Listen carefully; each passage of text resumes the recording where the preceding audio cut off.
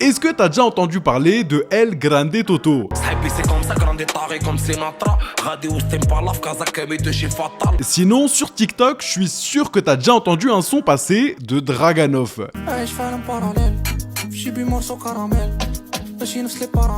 Et si t'en connais vraiment aucun des deux, je mets ma main à couper qu'en 2018, t'es tombé sur un rappeur qui s'appelle Essam et qui à l'époque avait sorti un des plus gros bangers de l'année.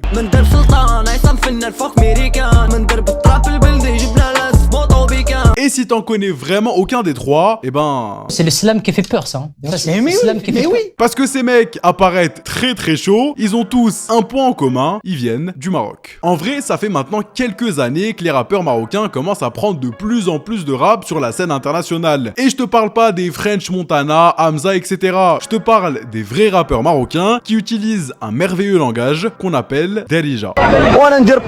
Il y a pile une semaine par exemple, El Grande Toto sortait son deuxième album studio et objectivement c'est très très chaud. Le mec a des feats avec tous les plus gros noms du rap français et il a des sons qui dépassent les 20 millions d'écoutes. T'as aussi des personnages hyper mystérieux comme Snore par exemple, qui est la version nounours de Kalash Criminel, et en général t'as vraiment une scène rap marocaine qui est en train de s'installer et je pense très honnêtement qu'en 2024 tu vas entendre parler de plein de rappeurs marocains venus de nulle part et qui vont être très très chauds. Mais pour comprendre comment on est arrivé là, tu vas voir que le rap marocain il a une histoire très très particulière et c'est peut-être la raison pour laquelle la scène rap elle est aussi intrigante. Bref, prends-toi un petit truc à boire parce qu'aujourd'hui on va à la découverte d'une des histoires les plus fascinantes de la musique, celle du rap marocain.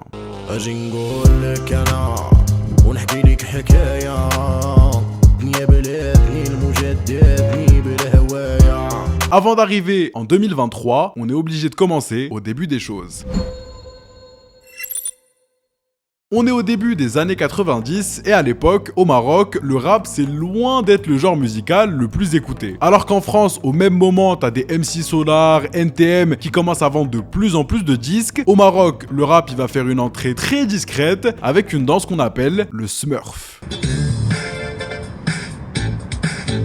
Alors ouais, il y a des trucs qui avaient du flow en 1993 qui ont vraiment plus de flow maintenant. Mais si la date est importante, c'est parce que dans les années 90, le peu de gens qui dansaient le Smurf, au Maroc, ils le faisaient sur des cassettes de hip-hop. Alors bon, c'est qu'un début, mais on y est, le rap est officiellement arrivé au Maroc. On est toujours en 1993 et un mec au nom de Amin Benamour, qui était absolument passionné par les cassettes de rap américains et tout, va décider de créer le premier groupe de l'histoire du rap marocain, Dragon Blanc.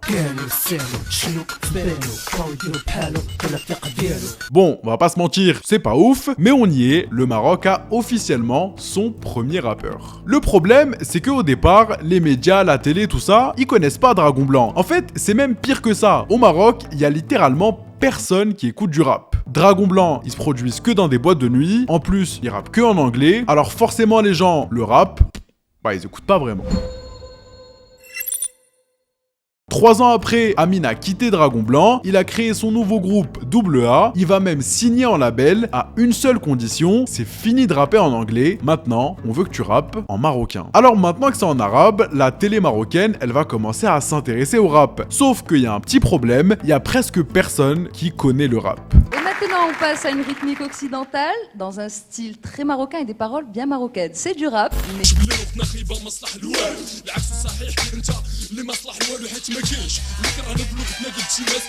AA est en direct sur une des plus grandes chaînes de télévision marocaine. Bon, la situation, elle est un peu gênante, mais c'est normal, les gens ne connaissent pas le rap, ils savent pas vraiment ce qu'ils écoutent, donc forcément, ils découvrent. Mais en vrai, les années passent, le rap marocain est en train de se faire une toute petite place, il y a des nouveaux groupes qui vont apparaître, avec des paroles un peu plus vulgaires, avec un peu plus d'insultes, et ça va pas plaire du tout au public marocain, mais qui dit nouveau groupe, dit ingénieur son, dit nouveau studio, et forcément, des sons de plus en plus produits. Et un petit peu avant les années 2000, il y a 2 noms qui vont apparaître et eux, ils vont changer l'histoire du rap marocain pour toujours.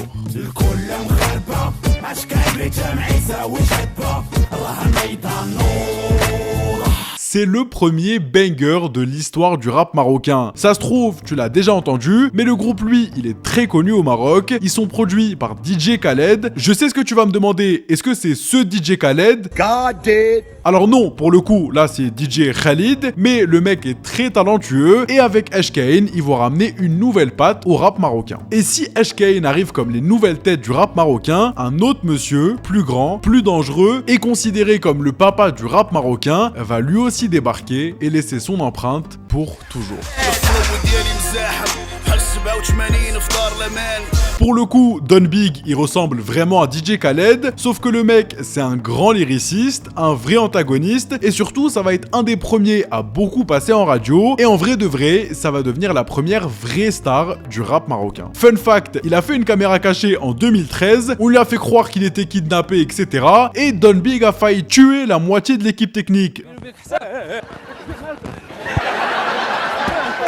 Donc clairement, c'est pas un petit bisounours. Mais voilà, à l'époque, que ça soit Don Big ou HKN, les médias sont pas vraiment intéressés par ce qu'ils proposent. Le rap reste encore très underground, mais une date va changer l'histoire du rap marocain pour toujours.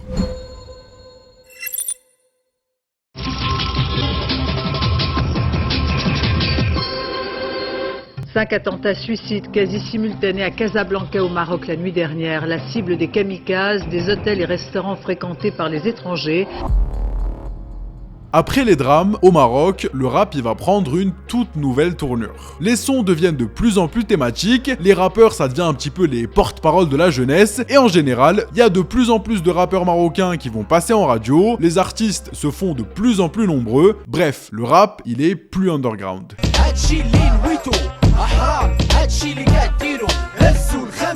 Et t'as bien compris que l'histoire du rap marocain, elle est particulière, donc forcément, le rap marocain, il est particulier. Les rappeurs vont mélanger le français, l'espagnol, l'anglais dans un même son, et forcément, ça va donner des musiques que t'as entendues nulle part ailleurs. Mais là, on est loin du buzz, loin des millions de streams, pour ça, il faudra attendre quelques années, avec une petite révolution qui va venir tout droit de Casablanca. وكل شي باي واللي بابلو انا مرويكوس ماشي ناركوس.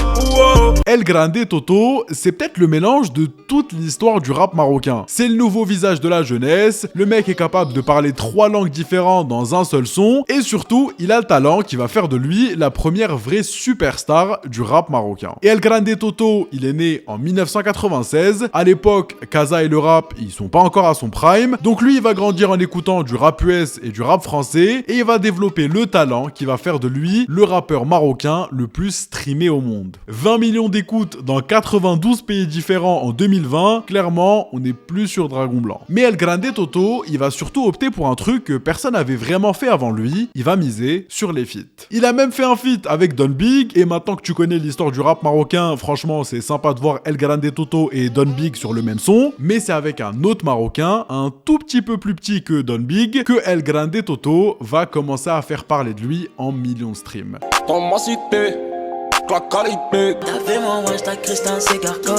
Et après, pour El Grande Toto, c'est le moment de devenir une superstar, tourner à l'international, il va même avoir le droit à son propre Colors, il était même au Bercy d'Amza la semaine dernière, et son deuxième album, honnêtement, c'est un banger. Mais tu vas me dire, une superstar, c'est bien, mais c'est pas assez. Et ben ça tombe bien, parce que pendant que El Grande Toto, il est en train de faire son petit bout de chemin, il y a d'autres rappeurs, moins connus, qui ont profité d'un mouvement qui s'appelle la Trap Beldia, pour eux aussi tranquillement faire leurs petits 20 millions de vues.